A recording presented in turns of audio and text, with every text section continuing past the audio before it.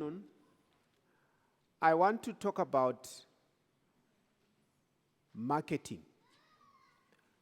We now have the courage, we have the product, but we need to understand what marketing is all about. If you don't know that, then you have nobody to sell to. And as I said in the morning, the market, it's very important to understand. From now onwards, when you sit in your house and watch television, pay particular attention to adverts. There is a lot to learn from adverts. And pay particular attention to their targets. Products are advertised to specific people. That's their market. You remember I explained the difference between a want and a demand. Marketers and marketing specialists advertise products where there is a demand. Even if there is no demand, they create the demand.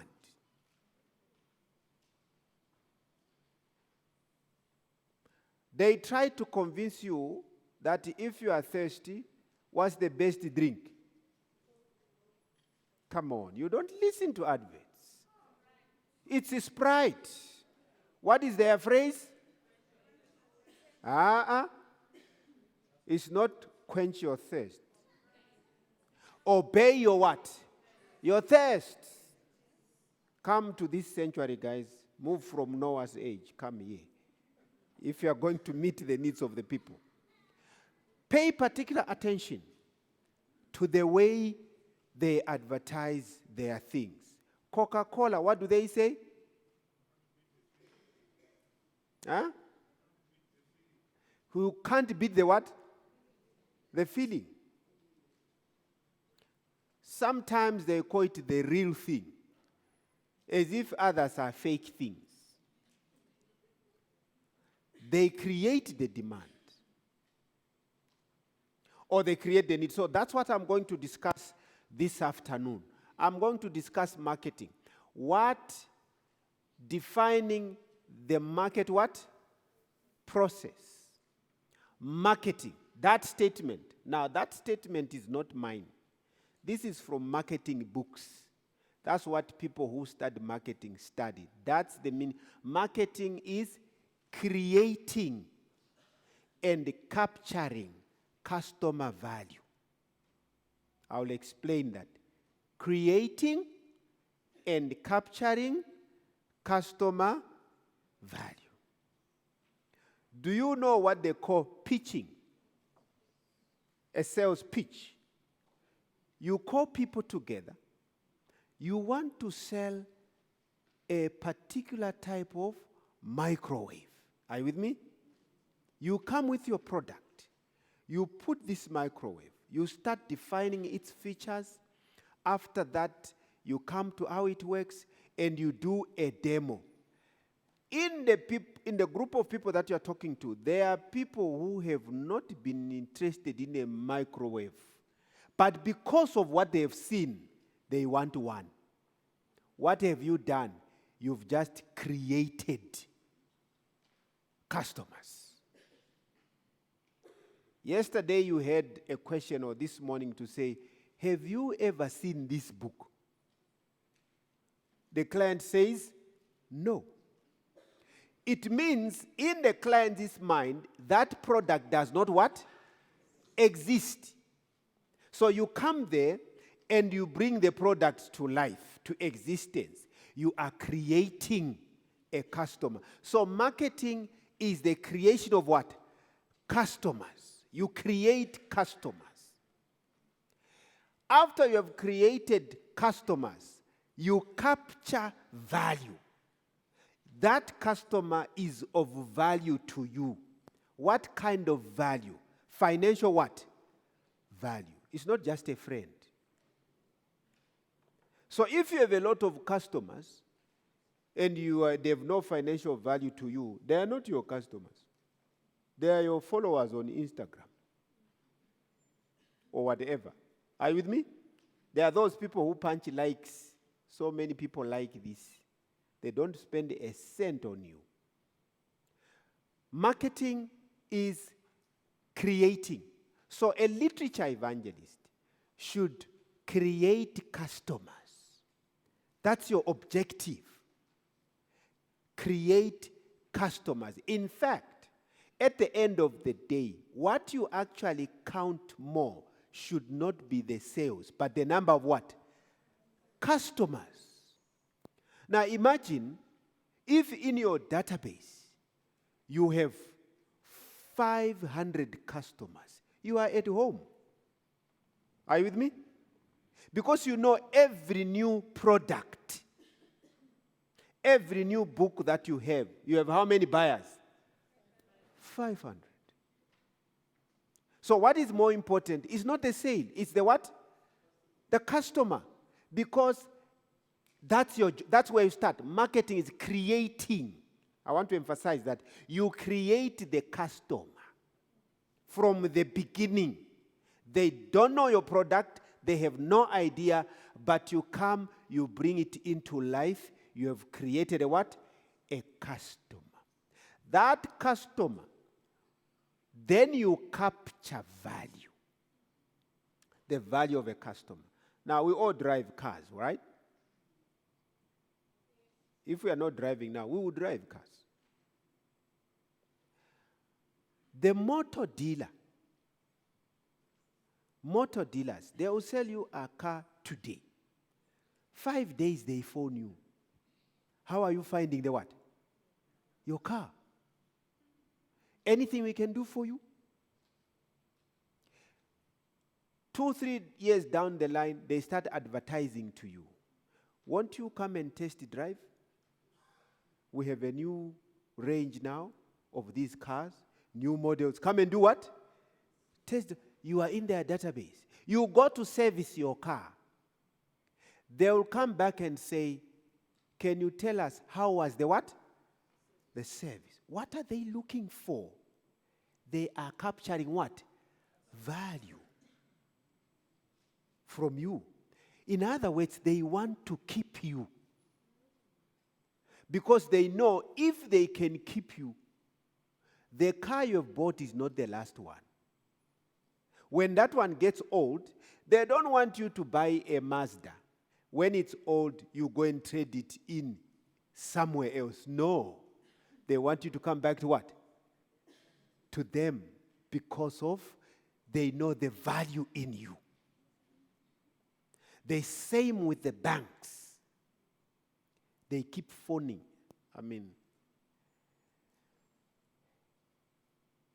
They phone. FNB is on my neck. We want to give you this. We want to give you this. I'm a church mouse. They don't understand that. Did you hear what I said? I am a church mouse. But, yeah, I work in the church. Nedbank is promising a lot. You want a personal loan of so much? We'll give it to you. Meanwhile, Standard Bank, my bank, keeps phoning. They say you have your own banker, your prestige banker, you go there and so forth. They also want to do what? To keep you. Why? Because they are capturing what? Value. Even if you're a church mouse, they know. If they can charge you banking fees of 5 rand, that's money, isn't it? If they have 1,000 church mice rather, they're making a lot of money. They're capturing. So, marketing. As a literature evangelist, you are a marketer. You should know what? Marketing. It begins by creating what? Customers. You must create. That's your lifeblood. If you create customers, you will capture value. Let's proceed. What is marketing? We continue. Marketing is managing profitable customer relationships. Look at that word. Doing what? Managing. That's why they say the customer is always what? Right. That's a management concept. They will come and throw tantrums and all this and this. What can I do for you? Can you please take a seat? Are you with me? They take a seat. You know, when they leave your place or they leave whatever, they'll say, hey, I was very hot. You know that? I was very hot. I told her off. I told him off. But at the end, he treated me well, man. They'll come back. Managing profitable customers. The twofold goal of marketing is to attract new customers by promising superior what? Value, and to keep and grow current customers.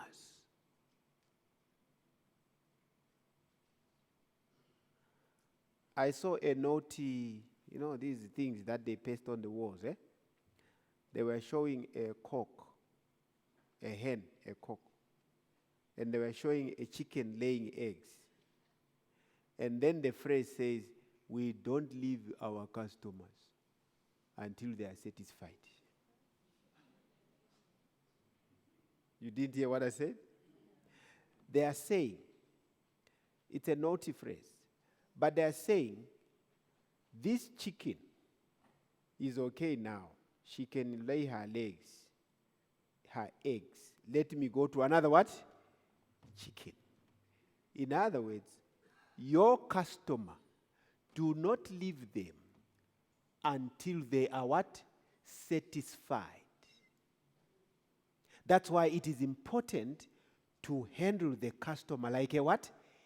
An egg. Even if there is a difference between you and the client, don't leave them in suspense. Leave them satisfied. I bought a car here in town, okay? And I drove the car. And they said to me, any challenges? I said, yes, challenges. Okay, what can we do for you? I go to my friend, the mechanic. I said, I want these people to attend to the car. Check it. What are the faults that are there, which I can't see? So he checked it, says, you take it back, they do this and that and that and that and that. I brought the car back. This guy says, okay, fine. We'll do everything. But before we do that, can we take a drive?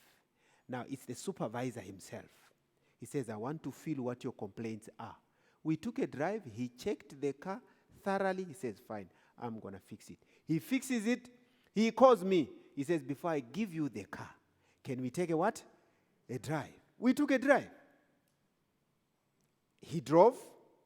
I drove. We're in the same car. Are you satisfied? I said, I'm fine. He says, fine. You can go. Please let me know if there is any challenge. I'm their friend. When I go to service my car, I just enter in there. They know my name. Do you know that? Do you think they know it for nothing? No. They know it because each time they see me, they see money and me. Are you with me? They see money and what? And me. That is, they are capturing value from me. Now, the clients that you have. First of all, we said, create what? Clients. What does that mean? Enter new ground. Are you with me? Open new grounds. Open new grounds. Don't avoid certain places to say, no. Each time there's a new book, you repeat the same 20 people that you have. It doesn't work that way. Satisfy your 20, then break new what? New ground. Create. By the end of, in fact, when you set your targets and goals, one of them should say, by the end of this year, I want to have at least 50 new what? Clients. That's marketing. 50 new clients. How do you do that? Those are the ones for which you use brochures and other things to keep them attracted and interested. By the time you go to them, you know they have an interest. So create customers. Marketing is satisfying customer needs. Marketing is creating value for customers and capturing value from customers in return. You know the phrase that says, nothing happens until somebody sells something. Let's proceed. Marketing, that's an important statement. Marketing is the creation of a customer. The entire industry, when you say this country is industrialized, what are they saying? They are producing products and services for people, for buyers. Creation of a customer. So, make it your target to create customers. Let's look at the understanding the marketplace. What should you understand in the marketplace? Number one, five core customer marketplace concepts. In the marketplace, customers have needs, wants, and demands. In the marketplace, what is the marketplace? It's the people out there. Each person you see know that they have needs. They have demands, they have wants. Okay? Then in the marketplace, where there are needs, demands, and wants, there are also products, services, and experience. The products and the services are the things which business people use to satisfy demands, needs, and wants. Because what do the people want? They want what? Products. What else? Services. That's what the people want. So, a person who buys a fleet of buses to transport people, what are they offering? Are they offering buses? They're offering what? Services. They don't want you to buy their bus, but they want you to buy the service of the bus. They want that bus to take you. That's why they call it the transport service. Those are needs that people have. Market will offer the products and the services to meet. And then in the marketplace, there is also value and satisfaction. What am I trying to say? The things, the products and services are not free. Are you with me? They are not free. They have what? Value. Do not be ashamed to charge people for the books. Because those books have what? Value.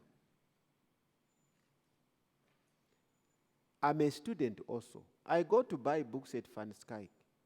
One book, paperback, not hardcover, 800, one book. Why? Because of the value it has. When I buy that book, what am I looking for? Satisfaction. So when you go out into the marketplace, remember, people want to be satisfied. For you to satisfy them, you must capture value from them. I know there are church members who say, oh, literature evangelists love money. Are you with me? They say they love money, they love money. Who doesn't love money? We don't love money, we use money. Industrialized countries, if you don't have the money, you don't have the service. That's how it works. That's why in developed economies, everybody is working to get what? The money, because you need it.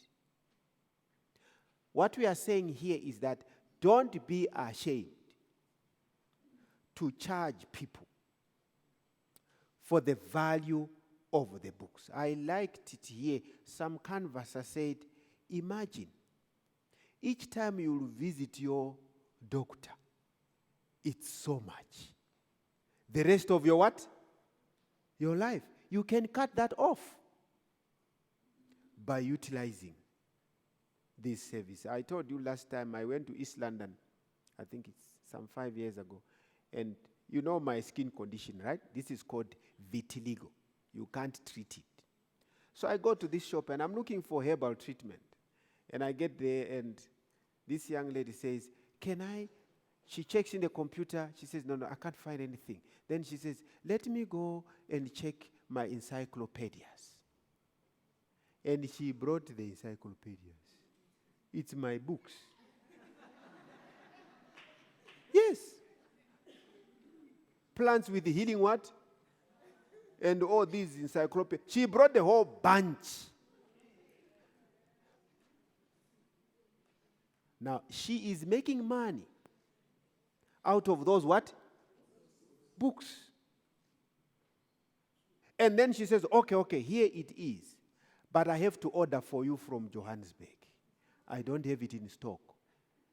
But she identifies it from my what? From my book. Now, you want me to sell her that book for 200 rand, while she'll make 10,000 out of it? No. I'm simply saying, in the marketplace, there is the value. Everyone knows. Do you know that rich people don't want free things? Are you aware of that?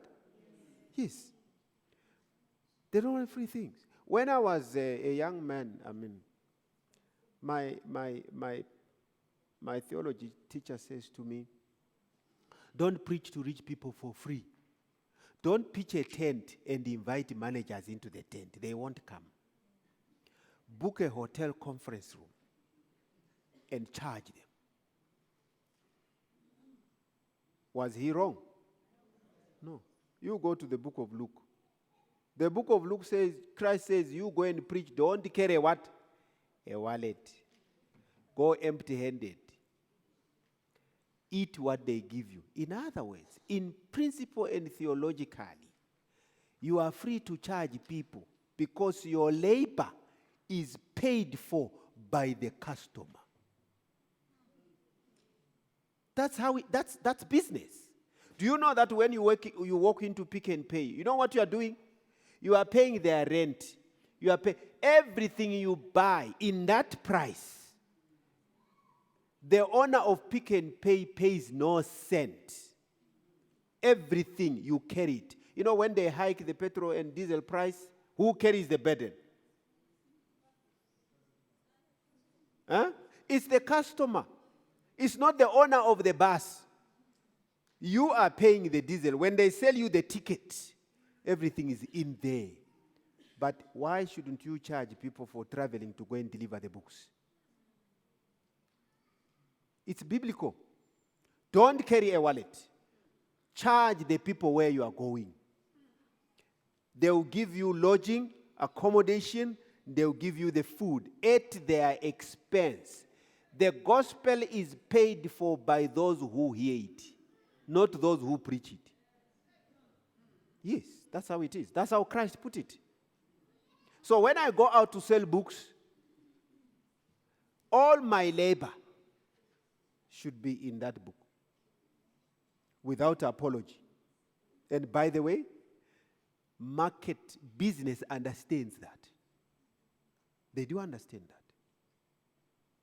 So I'm saying, yesterday you could see the phobia here. We said there's a phobia for mentioning the price, for fear of what? Rejection. Mention the price. But don't mention it arrogantly. Mention it nicely. In a sense of saying. Maybe let me give you an example. I was talking to my friend Pastor Kumalo, And I was saying, Kumalo, I went into this showroom for cars, and no one stood up to meet me. They stayed there. But another fellow walked in. The salesman, what? Stood up. And then he laughed at him. He says, no, they assessed you. They assessed that you are not coming to buy. You're just looking around. Okay? He says they were assessing your value. When they look at you, is he valuable enough to afford this? Or is just admiring? They also have an attitude, even if they love you as a customer, but they have an attitude to say, listen here, we value our products. Don't come and cheapen our what? Our products. If you are looking for cheap products, please try somewhere else. But we value our products. Haven't you heard people bragging to say, you see this watch? You know where I bought it? That's value. Okay? In the marketplace, there is what we call exchanges and relationships. Don't keep a customer with whom you don't exchange anything. They are not valuable. Then, of course, the markets. Know that why the last one that says markets. Market simply means for every product there is a buyer. For every product there is a what? A buyer. If this one does not buy, it simply means they are not the right buyer. But there is a what? A buyer. That's why marketing is the creation of customers, looking for buyers and creating buyers. So for every book and product, there is a buyer. If you have not found them today, keep looking. They are there. They are there. I told you, I think some time ago, I'm selling a book, your medical guide. Remember that medical guide with the heart on top? Yeah, that day I walked around, nobody was buying. I was so fearful. I'll go to this entrance, I turn. I go to this entrance, I turn. Then I said, you know what? I'm going to starve. So I took my medical guide. I faced a certain company.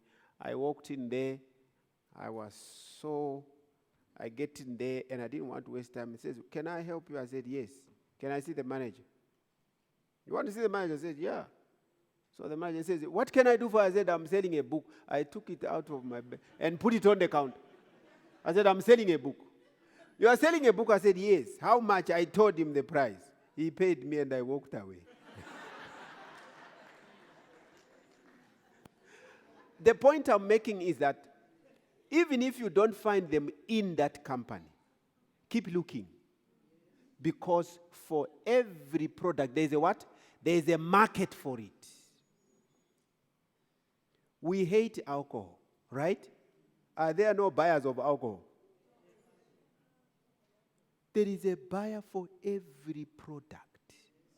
What's your job? Look for them. Create them. The fact is that there is a buyer. I want to emphasize that. If you are not selling, it doesn't mean there are no what? The buyers are there. You are not looking for them. That's why I'm saying in your goals and targets, one of them should be how many clients do you want to have by the end of that period? If you can create a new client maybe after 2-3 days, very soon, you won't satisfy your market. Every product has a buyer. In the marketplace, there are what we call, let's explain the customer what? Needs. What are customer needs?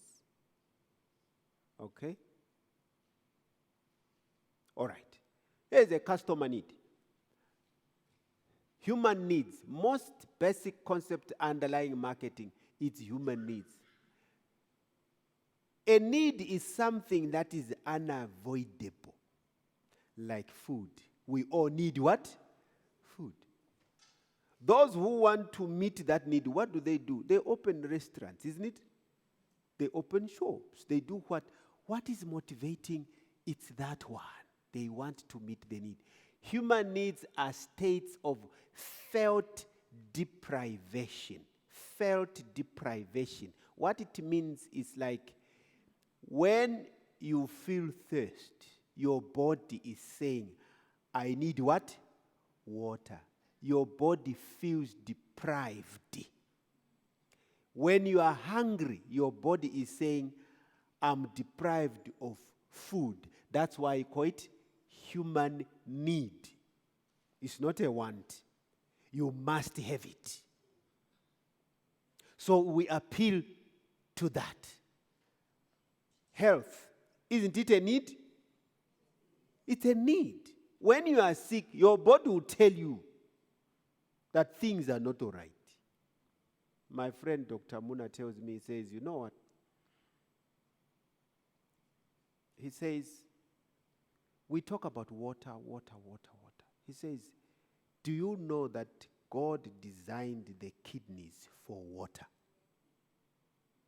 He says, when you give your kidneys water, they jump like small boys. Yes. They jump like small boys. Why? Because it's a human what? Need. You've got to have it. And of course, there are physical needs, food, clothing, warmth, and safety.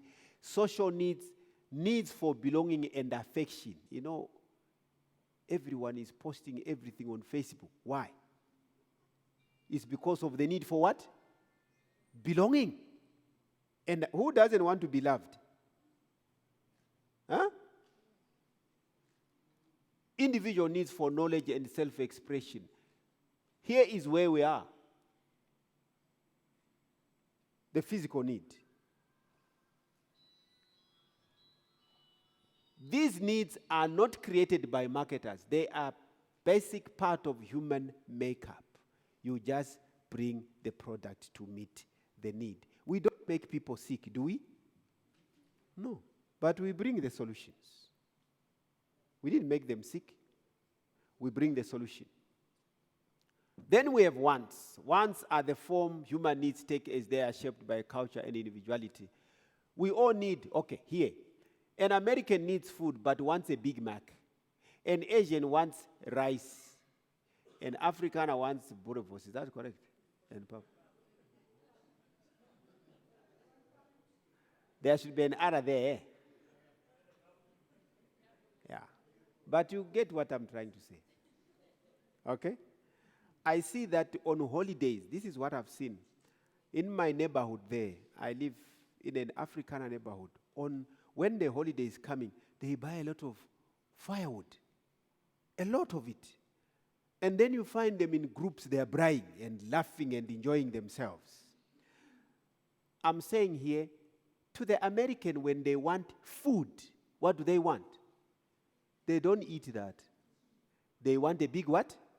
Big Mac. That's a want now. But the need is food, okay? The need is food, but when it comes to be consumed, it becomes a want of this type. In other words, the want is the type of food. The Asian people, they want what? Right. You give them rice, well and good. And of course, the rest. Demands.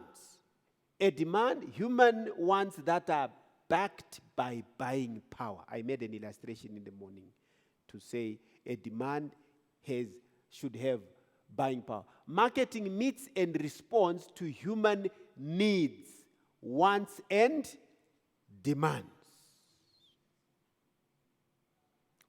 That's why they say market research. Before they advertise anything, they do a what? A research. Have you seen these cell phone companies? Yeah. They're ever. If there is a soccer match, MTN, Vodacom, MTN, Vodacom, until you are full of MTN in the what? In the mind.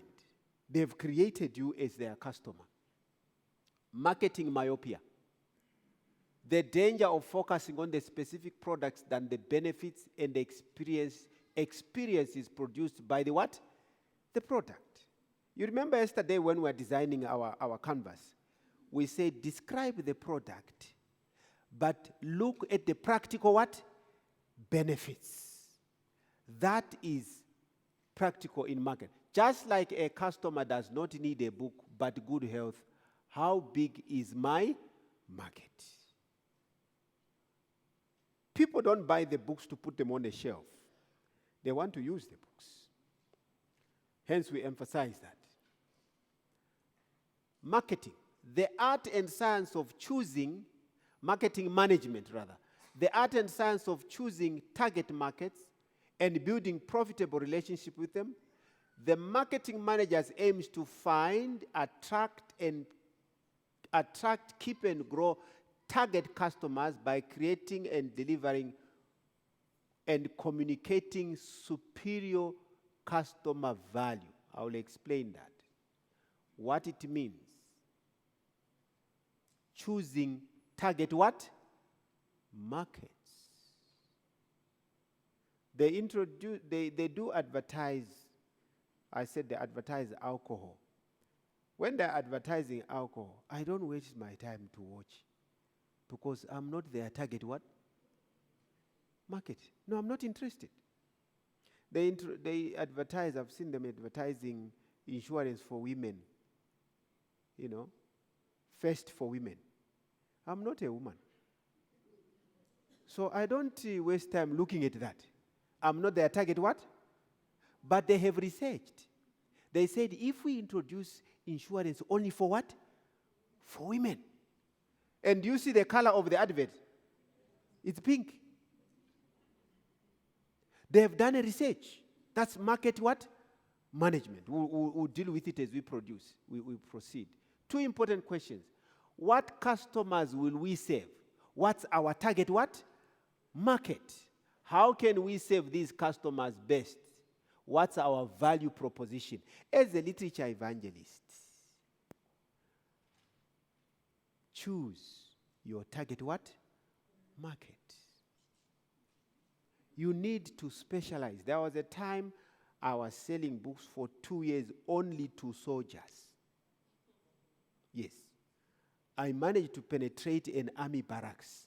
For 2 years, I sold books for 3 months in a year with soldiers only. My friends would wake up and go into town and everywhere. I used to start my selling at 4. That's when they permitted me to enter the barracks from 4 to 8 in the evening.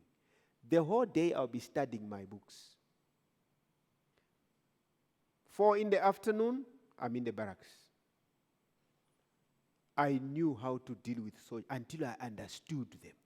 When I left that place, I introduced a friend by the name of Anthony Nderitu. I said, to replace me, you go and sell at the what? At the that was my target market.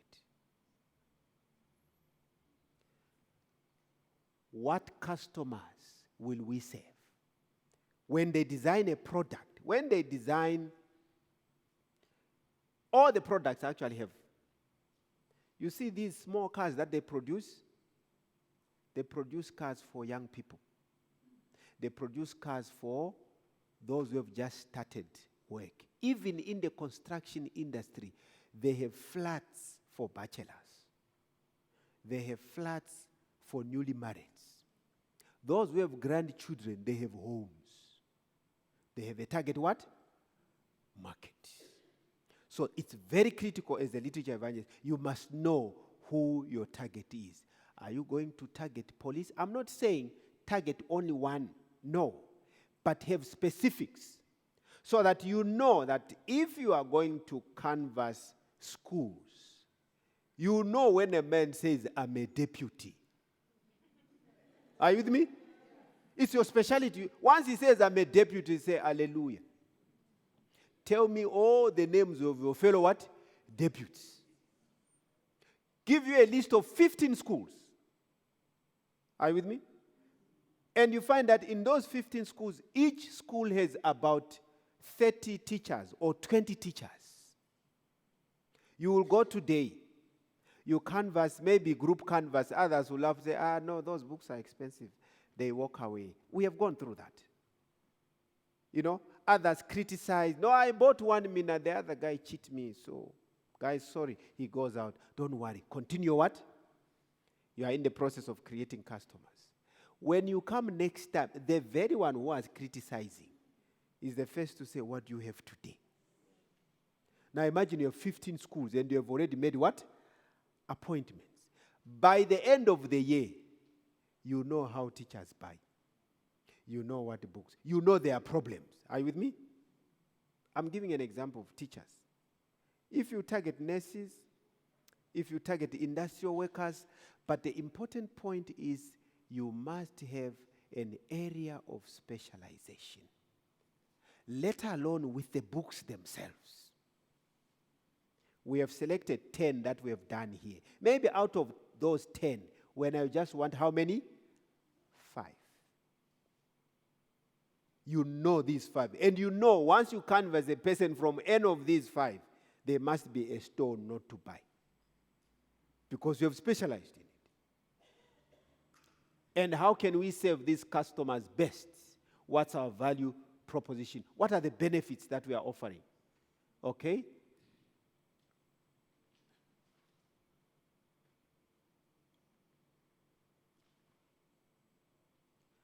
The company must select which segments to target. Target marketing. Marketing personnel should know that you cannot serve everyone in every way. By trying to serve all customers, you may not serve any customers well. And we call that demarketing. You are demarketing yourself. I'm giving an example. You sell one book in Bloemfontein. The next one, you sell it in Kroonstad. That's 200 k's away. The other one, you sell it in Reddersburg. And it's time to deliver. How much money will you spend to deliver one book to Kroonstad? From there, you have to deliver in Reddersburg. You have such a big radius that all your value and profit is spent on the what? On the transport. You have just demarketed yourself, thrown yourself out of business. Tomorrow, no capital. Then you go to make friendship with the depot operator. Yes, now I'm faithful. Please, you know, it's just between us. Are you with me? It's between you. It's fine. But remember, because you demarketed yourself, when you have sold those books you have gotten on credit, now you have these bills to pay. Are you with me? And you don't go and pay for the books. Tomorrow, you start running away from us. You hear a member is coming. You don't want to attend the meetings because he's going to talk about books on what? On credit. What's that? It's because you demarketed yourself. So, you cannot serve everyone. Neither can you serve, this is for leaders, even LE teams. You cannot serve what? All teams. Focus on your what? On your team. Marketing management is customer management and demand management.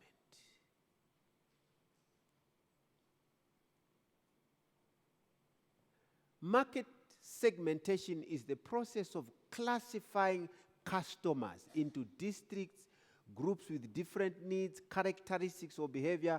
With a good knowledge of the different market segments, the literature evangelist will be able to better relate his products with the market. If you are selling your books, for example, to police officers, you need to understand the behavior of what? Police. You know they are stressed people already. You know that they are under threat of life. You know that a number of police have what we call passion killings. You have heard the passion killings? because they have guns. They'll go and shoot a girlfriend and shoot everyone and shoot themselves. You need to get those statistics. Then you try to understand what makes them behave like this. What book is good for them? First of all, they need to be in good health to chase criminals, isn't it? Yes. They need to be in good health. They need to be good mental state of what?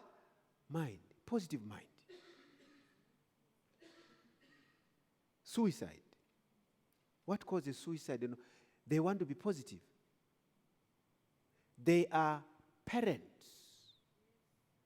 But most of the time they are out of what? Home. Because their duty demand, we call them the police service. When we phone them at midnight, do we want to hear them say that, hey, listen, man, I'll see you tomorrow morning? When do we want them? Now. That is marketing for you. Who will nurse your children? What if now you are a good police officer, but your own son is becoming a what? A criminal, because you are a poor parent. You look at such things. You understand your market. You segment your market, and then you relate your product to your market. How do you do it? Sometimes you can use geographical. Calls for dividing the market into different what? Geographical units. Entities such as states, regions, provinces, cities, villages, neighborhoods, or other entities. You divide your market. Now, we have seen literature evangelists who will sell a book in Mpumalanga, cross over into the Free State, sell a few books. Are you with me? Cross over into KwaZulu-Natal. I mean, you become a freelance. I said earlier on, at the end, you demarket your what? Yourself. You know, when you divide, for example, when you divide cities, it's good to go. Information is available. Go to the municipality or to whoever. They will give you the number of schools in that province. They will give you the number of what? Hospitals. The number of clinics. They have all the data there. City. One time I was writing a research, a proposal for one of the government people here, and I found statistics here. I said, I want the number of boys aged between 15 and 19 in the Free State, in the schools. Statistics South Africa. The lady says, wait. And I have it in my computer. She emailed me the whole bunch. They have it. So information is available. A literature evangelist must be a researcher. I started by talking about markets. Know the markets. After you've known the markets, segment it. Then look for the buyers, because they are there. Now, it's not as easy as I'm saying it. Are you with me? Easier said than what? Than done. Why am I saying that? It takes effort. It takes effort and planning. After you pray and you get off your knees, move. Don't think because you've prayed, you will hear knocks on the door. Customers coming to knock at your door and say, please, I'm looking for a healthy body or positive. It doesn't happen like that. Are you with me? After you have eaten your good breakfast, you have prayed, you have had a very spiritual devotion. Do not go and lie in bed, because he promised to open the windows of what? Of heaven. No. Get out of the bed. Because the market is not in your house. The market is where? There. So you get out of your house. You move. You meet people. Because it's the people who buy. Do your segmentation and then move. Geographical, demographic. Demographic simply means people types. Dividing the market into groups based on age. on sex, family size, family life cycle, income, occupation, education. You see all these divisions. You list, if you want to say, okay, I'm going to target educators. I'm only going to target women because I know they suffer from depression. I'm going for them. And I'm not going for those below 40. Okay? I'm going for those above that age. And I'm going to target them on a disease called osteoporosis. Osteoporosis is the lightening of your bone so that it breaks easy. So you do your healthy body and everything. Then gather all those above 40 to say, listen here, life begins at 40, but you can begin it broken. Do you want to break? Are you with me? Life begins at 40. But do you want to start a broken life? Sit here. Are you with me? Study the book. You have studied the market, study the book. I mean, there are a lot of other things. Can I share information? Why I'm mentioning that? I'm discussing with the doctor yesterday, a gynecologist, and we are arguing yesterday. And he says to me, yeah, do you know why women are susceptible to osteoporosis, bones? He says, naturally, the bone of a woman is lighter than the bone of a what? A man. Don't fight with a man. He will break you up. Naturally, even if I'm small, my bones are dense. I can still break your bones, I'm threatening. But the point is, he says, that's nature. But he says, when they start menopause, the hormones change. When there is a change in hormones, those hormones affect the regulation of calcium intake in the body for the woman. Hence, they have that what? That risk. You know that Ellen White died of a broken what? Hip bone. It was natural. She was 87. It was expected. Now I'm saying you have just chosen to say, I'm going to deal with what? Women from this age. After you've prayed your prayer, you move. You hunt for them. Are you with me? Yes, you hunt for them. In fact, when you go to a company and say, I would like to meet all the ladies 40 and what? But just because you've mentioned an age segment, their ears are like this. What do they want to say about us? Now, because you're going to talk about osteoporosis to a 25-year-old woman says, forget about it. Me, I'm fine. She's spoiling your what? She's not your buyer. She's not your market. So you target. It will work. Go to the men. To the men you say, all men above 40. What have you studied? Prostate cancer. You've done your job. I want to talk to all the men above this, if it's a group canvas. Even if it's an individual, you assess the age. Don't ask them to say, how old are you? But assess the age. A group canvas, just talk about that. They will listen like nothing because it kills them. It kills. Once it has come, you know that you are expiring hour by hour. You know that. It's a certain, it's almost like a certain death sentence. But what do you want to do to them? You want to tell them how to eat better, how to exercise, how to do what, and when to visit the what? The doctor. Those of us who are above 40, we are advised you must check your prostate every year. Because you don't want to be told to say, I feel an enlargement. You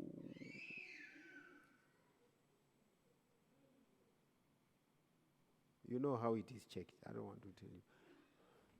But that's the point I'm making. Okay? Segment your market. Psychographic segmentation. Buyers are divided into groups based on social class, lifestyle, or personality characteristics. You may say, these books are designed for those in management. Are you with me? You go for stress. Because you know this manager doesn't sleep because of HR problems and prices and what. You choose such stuff. Targeted for managers. You specialize. You get a referral. Because you know that this guy plays golf with other what? Managers. Psychographic segmentation. A wise salesman can take advantage of these market segments by specializing in some of them. Examples. One literature evangelist can reach his sales goal by concentrating on all schools. That's an example. Hospitals. That's another example. Another example, house to house or in the villages. Bible stories. You see what I'm saying? You go for Bible stories only, or you target Protestant ministers. University what? Students. You know, university students are looking for love everywhere. Yes. When they finish class, the next thing is boys. They finish class, the next thing is what? Girls. And you know what? They dump each other like nothing. I mean, some come to my office and cry. What am I going to do? They cry. He dumped me. I found messages on his phone. He told me that the girl who has a crush on him, and I see them together. You see what I'm saying? They have such things. What are they? That's a market. University what? Students. Don't they have money? They do. They do have money. Look at their cell phones. Those you target with smart love. Are you with me?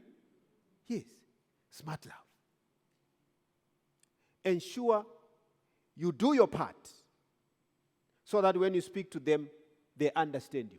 Identify the target markets. You can go for adults, young, professionals, teachers, police, nurses, managers, counselors, officers.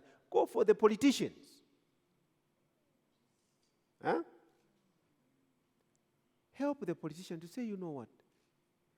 Suppose your constituency, you transform it into a healthy what? Constituency. You know Mutsu said too much diabetes. Wouldn't you like to create healthy clubs in your constituency? You need resources here.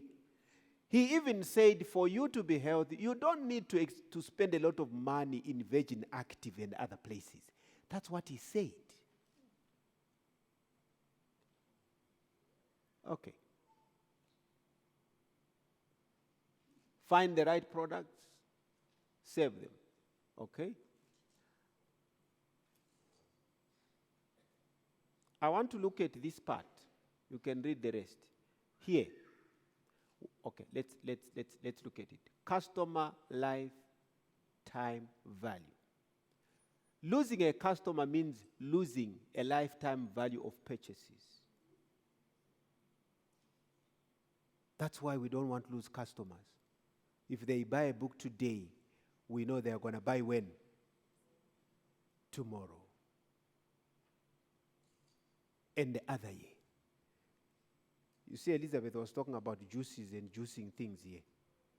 What does that mean? Already in your mind, you should have a list of your what? Your customers.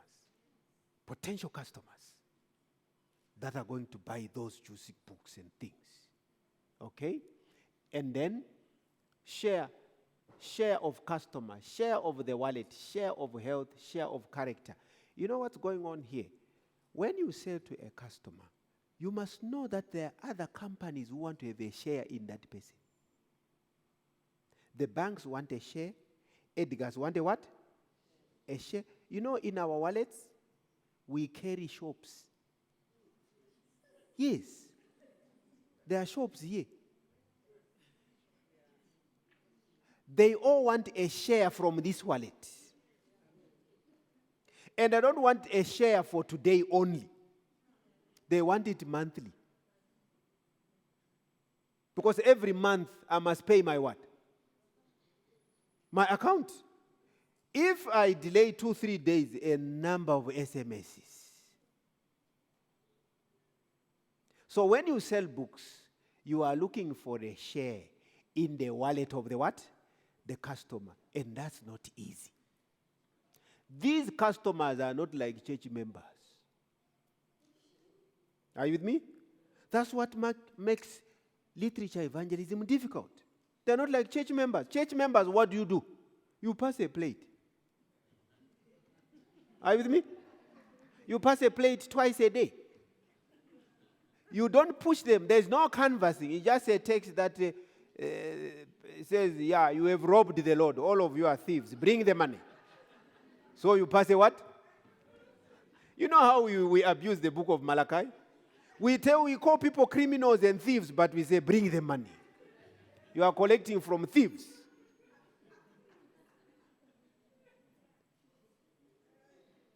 Dr. Spencer said in the morning, you are in the front line. What does that mean? That's where the bullets are. The pastor is not in the front line. The pastor dresses up, puts on his suit, and drives to what? To church. He will find them gathered there. He didn't pay for them to do what? To come, no. He will find them gathered there. They will even pay him for talking to them. Free. Whether they understood him or not, who cares? They will pay. But that's not your case. I'm driving a point here. The average church member will not understand literature evangelism. You see what I'm saying? Because even the average pastor does not understand literature because he lives on donor money. On donated money. Do you live on donated money? But guess what? The money that the person brings to the offering plate, they have sweated for it. They have worked for it. Now, you don't know where they have been, what they've gone through, and you call them criminals and thieves. Come on, man. Appreciate them. Thank them. Ask them to thank the Lord who has blessed them. Then now you say, because the Lord has blessed you, bring the what? Bring the money. No, we tell people to say, we don't even want to say, no, if you have no money, bring your heart. We don't want hearts. Bring it too. Bring the heart and the what? And the money. We already have enough hearts in the church. Okay. Don't tell your pastors. They'll chase me. All right.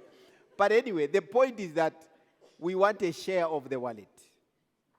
But we cannot share the wallet if we have not done marketing. Are you with me? Yes. We have products. We have star products that need heavy, like Bible story. These are star products. Are you with me? They're heavy. Even in the motor industry, you can buy a Corolla, you can buy a Forester, you can buy an Audi, you can buy a BM, you can buy what. They are for different what? Markets. Some are heavy, some are light. Here. Then we have what we call the cash what? The cash cows. Next time you go to Pick and Pay, you see that Pick and Pay will have heavy products, slightly heavy, but they have the cash cow. What is the cash cow? The cash cow is the product that every buyer buys almost every month. You can't avoid it. What are their cash cows? Bread. There are very few trolleys you see being pushed without what? Bread and milk and apples and those are the cash. They don't make a lot of money on them, but they make on the volume of the product. They make on the volume. Those are your cash cows, the smaller books. While you prepare for the heavy ones, specialize in the single volumes before you go for the heavy sets. The cash cow, Juma, where's Juma? Juma told us yesterday that his wife discovered, what's that book? Peace Above the Storm? His wife discovered that book there. That was a cash cow. Are you with me? Yes. That was a cash cow because the client is able to pay. A cash cow is something that the client does not need to budget for. They don't budget for that. They pay for it right there and then. That's a cash. If you sell a cash cow today, tomorrow, they'll buy a star product. That's how it starts. Okay? Let's proceed. Let's talk about personal branding. There's a phrase that says, sell yourself. Okay? They must buy you before they buy the what? The product. All right. Speak in terms of the impact and influence that you want to have in life and work. Understand your personal style in terms of personal brand. Develop skills in areas like focus, concentration, and communication to support your brand. Yesterday you saw a canvas here where I'm talking about communication, right? The client has bought the book. Give me the what? The sale is done. But the LE was still selling. The LE says you open to this page. No, the deal is done, but the LE insists you must open to that page. You see what?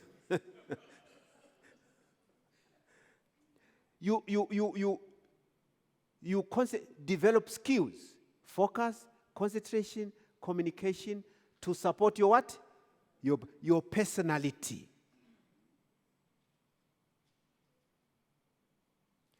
Do you know that within the first 3 seconds, you can be attracted to a person? Yes. Within the first three seconds, you can be repelled. You can have a negative attitude to a person. Instantly. Instantly. Just by the way they've greeted you and looked at you. Instantly. That is what we call personal branding. Yesterday, I used the word image what? Management. That's personal branding. Manage your image. That when you approach a person, you are comfortable to look at. The smell is good. Are you with me? So don't be a miser when it comes to buying roll-on and perfumes. Smell good. Smell good. Dress well. Build credibility and trust by living your brand. Take ownership of your image, both online and in what? In person. No, there are people who post things on Facebook in a miniskirt. You throw it on Facebook. Why are you doing that? Profile pictures. There are some people who have written, say, oh, but my friend, how can you put such a what? A profile picture. It doesn't represent you. Do you see what I'm saying? I'm not saying you may not have private pictures, but don't throw them there. Don't throw them there. Maintain your, if you are a salesperson, you know the people you sell to, they look at what you do. They look at your image. It's very, very important. To the ladies, your hair. By the time you have left this place, this person can tell that that hair piece has not been cleaned for quite a long time. Yes, you can tell that. Even if you're in a bus, you can tell that, no, this hair has not been cleaned for some time. Sometimes it's so brittle. By the time they have left, it's hair all over. And sometimes these joined pieces, the joined pieces, they fall off. Have you noticed that? Oh, maybe I'm an alien. I've seen them. It drops off. Keep those things in place. To the gentleman, comb your hair, man. Cut it. Look smart.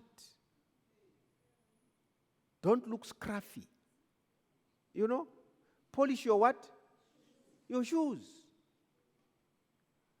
If your hair is gray and you are using, what is this thing they use? To dye. Don't go to a client with a dye that is fading. It looks ugly. Have you noticed that?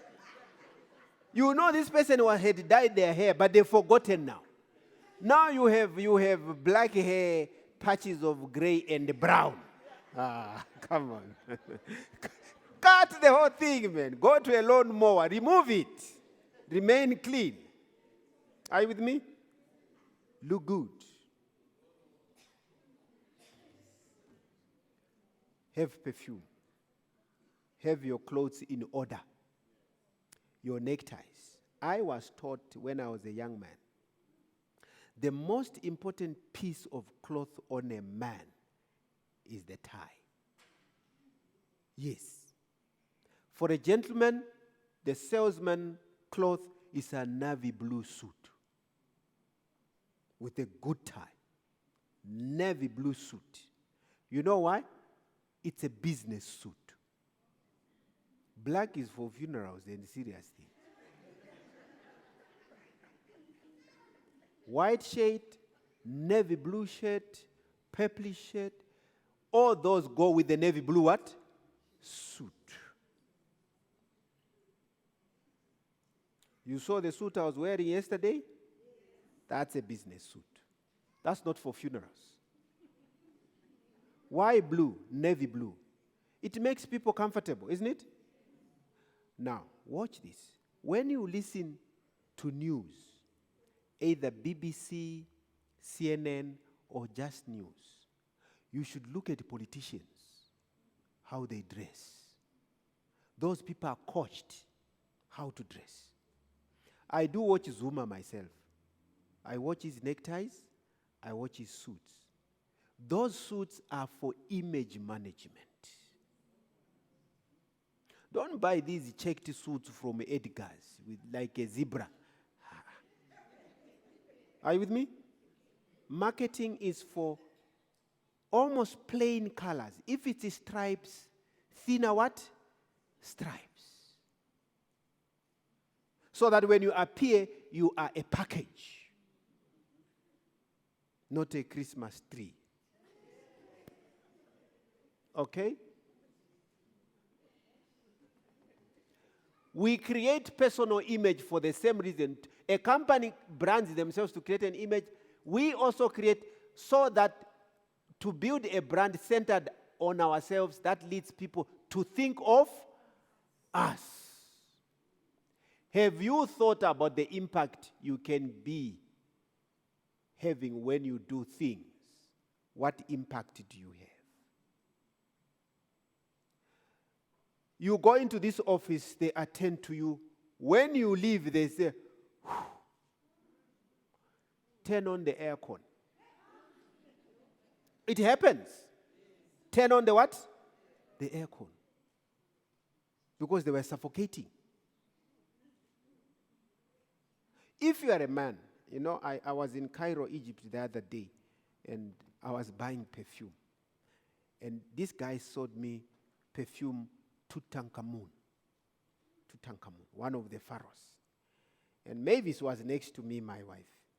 So this guy is advertising, says, you put this one on, the women will follow you. Then Mavis says, no. Don't buy that, don't buy that. The point he was making is that you smell good. You'll be nice to stand around. Are you with me? Think of your impact. One of the things that give us a negative impact is bad odor.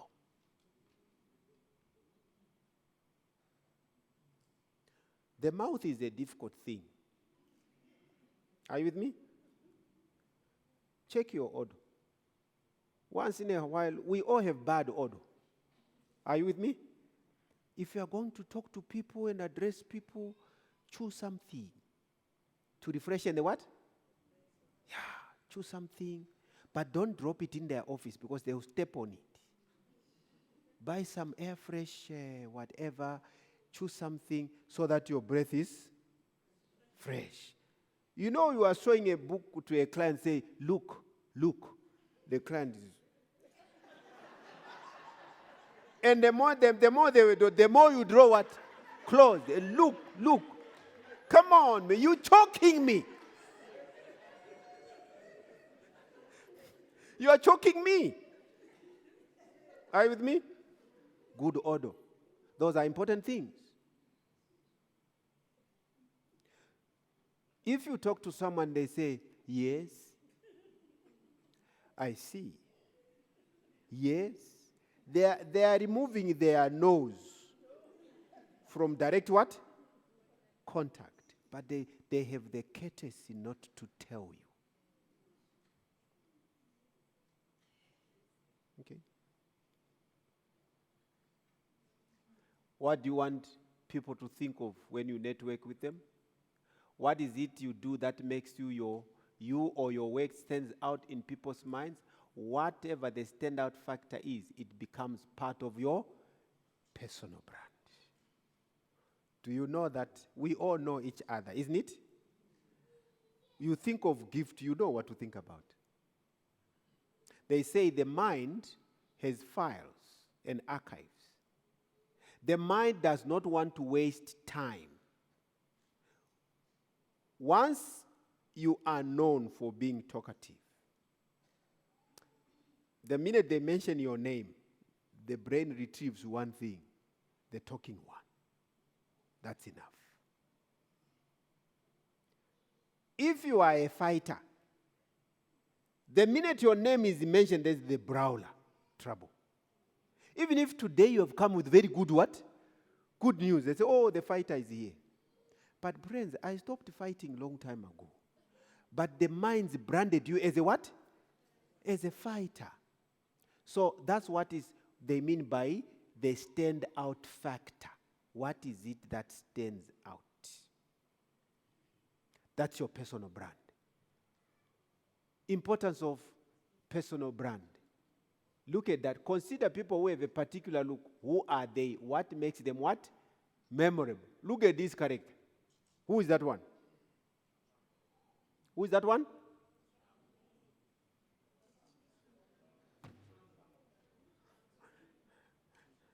This is Donald Trump. He's campaigning to be president of the United States. He's a very rough guy. He is remembered. He has lost now. They've beaten him because he made a mistake. You see how he talks? He said something very rough, and the Americans are very offended with him. So he lost. His rating has gone down because they have branded him as abusive. Yes. His competitor, Cruz, you see, he was campaigning, and one of his guards, this newspaper lady came and tried to interview him. So this guy who protects Trump came and grabbed the lady by force and shoved her away. The cameras picked that. His competitor capitalized on it. And you know what he said? He says, but this is the characteristic of Donald Trump's campaign. They are rough. Then they take a picture of the hand of that woman where she looks bruised from the grabbing. He has lost. Because he has been branded as what? Abusive. Personal brand is very, very important. Who is this guy? The Apple. This is the Apple guy, isn't it? He's remembered for the... Do you know how that thing came about? That apple. Why is it called an apple? This guy, when he was dreaming of that, the apple whatever, he made a statement. He says, can we create something? Something that has not been seen. Like an apple of creation. You know, he believes that Eve ate the apple, right? That was his statement. Like a what? An apple. But now an apple is a computer. It's branding. Are you with me? New York is known as the big what? The big apple. Because you can all bite. An apple and a phone. What do they share in common? Nothing. One is a fruit, one is electronic. But because of what? Branding. There. What do you see there? Her Majesty. Are you with me? Her Majesty. Those are influential people. Elements of your personal brand include body language, image, communication skills, skills, credibility, managing difficult situations, social media presence, body language. There is what they call the analog and the digital in talking. The digital is what you are actually saying. The analog is my behavior. Now, people understand the analog more than the what? The digital. They make an example to say, if you go to a woman with a bunch of flowers and you offer her the flowers, meanwhile, here are the flowers, but your fist is what? Is clenched. And you are frowning, but you say, sweetheart, I love you. The woman will hear the words, the digital, but the analog will be a problem. And then this writer says, to avoid an argument, the woman should not say, why are you angry? No.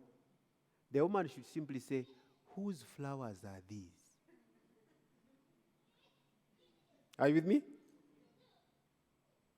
The point is your body language, your image, your what, managing difficult what? Situations is very important. Now, brand matrix, I don't think I should go into this because it will waste our time. But anyway, you see this matrix, there are people who are highly assertive. When they make a point, they drive it down. Then there are those who are low. Then there are those who are highly expressive. They are good. When they make a point, it's so clear. Are you with me? And then there are those who are low. Let's see what they... Okay. Then, those who are highly assertive, they are known as pragmatic people. Highly assertive, lower in expression, their strength, the pragmatic one, getting to the heart of the matter quickly. Pragmatic simply means being practical. Not wasting what? Time. Getting to the point. There are people who are very pragmatic. They get to, what are their challenges? They don't usually like to listen. They are impatient. They tend to argue because they want it to be done when? Now. You need to check yourself. Are you the type of LE when you get there, I'm selling this book? In no time, it's in the lap of the customer. The customer has to catch it from falling. You don't do that. Those are pragmatic people. They want, already they are pulling out the purchase what? The purchase order. But what am I ordering? Then you have the enthusiastic people. Highly expressive and assertive, strength, active and enthusiastic, comfortable physically and in terms of proximity, challenges, listening, paying. When you are too enthusiasm is just excitement. They say when you are too excited, you miss the detail. So if you are enthusiastic, observe these things. Enthusiastic people usually, they generalize, they don't have detail, and they have a tendency to do what? To exaggerate. They'll say, you know, you said you have this within 1 month. Call me after 1 month. You will see. Just call me after 1 month. Just call me. After one. You are not even sure whether this person will follow the what? The instructions. You have given them that, they don't follow the instructions, they call you after 1 month. Nothing has happened. You forget that there are factors you cannot what? Control. So if you are an enthusiastic, bubbling person, observe those challenges. And then there are those who are accommodative, low assertiveness and high expressiveness. What does it mean? They don't really drive the point, but they are very detailed when they tell you something. Relationship, the strength, their relationship, they build, they're patient. You can tell them by preferring to hug when you greet. When you stretch a hand, what do? They open arms. Those are very accommodating. Challenges, they are very poor at handling what? Conflict. Because they are a teddy bear. A teddy bear doesn't fight. Keeping opinions to themselves, dealing with data figures. They don't like to deal with all those things, but they just want to say, come on, come, do you want a hug? They are the type that want to hug the client. Don't hug the client. Extend the business what? Handshake. Because if you hug the client, you are communicating other things, which they are not buying.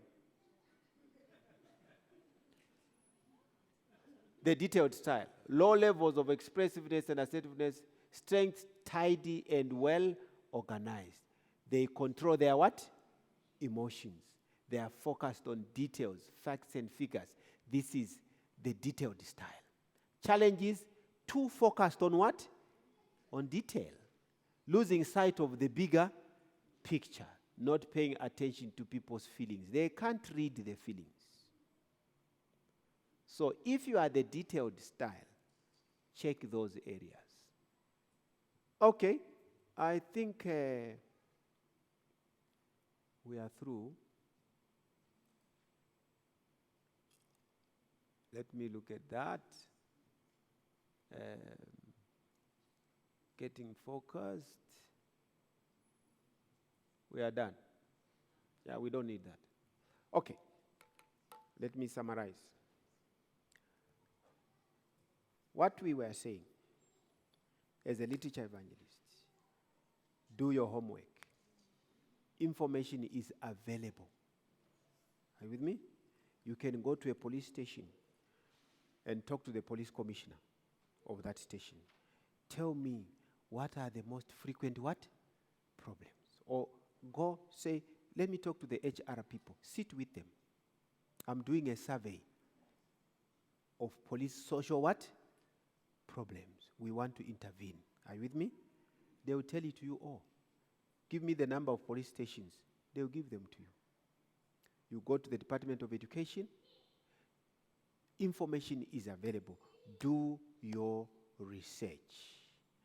Segment your market. Tailor your what? Your products. But remember, marketing is the creation of a what? A customer. Create customers and capture value.